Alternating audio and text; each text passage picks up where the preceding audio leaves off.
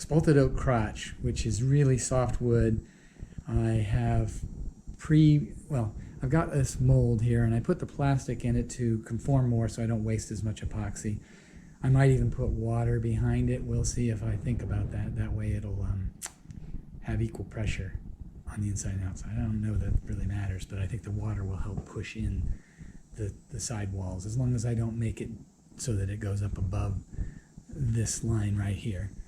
And here is the wood. I had it mounted on a faceplate, but I removed the faceplate but put the screws partially back in just to try and make sure I have a place so I can remount it in the same place. They'll probably get bonded in a little bit with the epoxy, but I think because I've only threaded them in a little ways, I'll be able to get that. Plus I will put them in farther. I'll re-drill it out for the new screws if it gets epoxy in it. But you can see it's already got a dovetail. It's still soft, but I think when I'm gonna put plasticine clay in here to prevent my tenon from getting filled back in. But you can kind of see there's a bunch of wormholes there. There's still some hard wood here in the center. You can kind of see it coming down there and there. And so a lot of that will be machined away when I dish the bowl out, but the edges will be there. And so I'm not going to put epoxy in it yet until I get the plasticine here. You can see that I've added a modeling clay that doesn't cure into the tenon so that it should stay shaped good, so the epoxy won't invade the tenon. And then I'm going to stick this into the pressure pot with a plastic bag to help save on the epoxy. So I put the plastic bag in there to more conform to the wood. I poured water behind the plastic bag. We'll see if that's an experiment. I did it so that it would push in on the bag a little bit, save how much epoxy. As you can see, it looks like I have extra epoxy right now, but hopefully some of that will soak in and I won't waste a whole bunch as a big layer on the back that I won't. So I'm gonna go ahead and put the pressure tank together. I'm probably, yeah, there we go.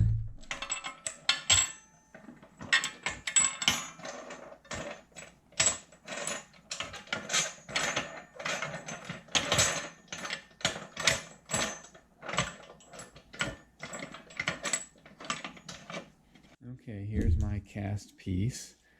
And you can see the screws, they're there for realigning the faceplate if I want. And then, because I probably am going to have to get this stuff off. And then you can see the clay, plastilina clay in the tenon slot. And you can see it overlaid with a little bit of epoxy. We'll see how that goes. And the water, I think, helped me not use quite as much epoxy, but I still ended up with quite a bit of lumps. So, but that's to be expected.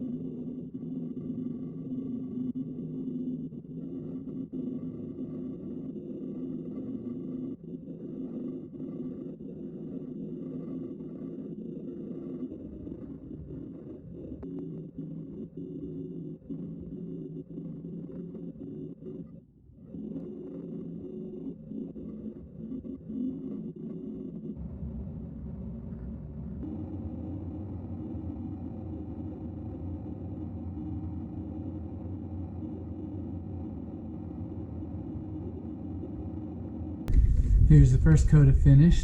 This is a Watco tongue oil one-step finish is what I'm using. This is over epoxy and CA glue and wood and whatever, all kinds of things in there. So most of the epoxy is gone. The other thing I don't understand is I had blue epoxy, but yet everywhere it's thick, it looks brown. It's almost like the particles separated out and it made it dark brown. So, I mean, you look at the inside and it's significantly lighter than the outside because there's no real film of epoxy on that because I machined that post casting.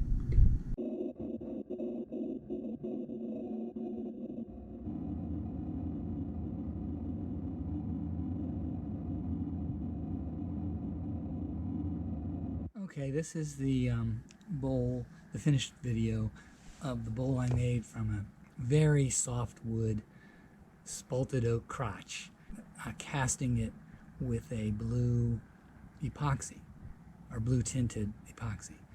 I did, though, put water in the it was in there to push in on the plastic liner. I think the humidity affected the epoxy, because if you look at the perimeter of this, the inside was machined after it was cast, but the outside was machined mostly ahead of time. And as you can see, like in this view right here, the epoxy looks very brown. You can see a little bit of blue here and there, but the epoxy is brown. So I'm not sure exactly what happened, but I'm thinking that the moisture, the humidity in there messed it up. Here, I'll flip it up. Okay, this is a view of the bottom. There you can see a lot more of the blue. And then you can see my logo, my wooden nickels.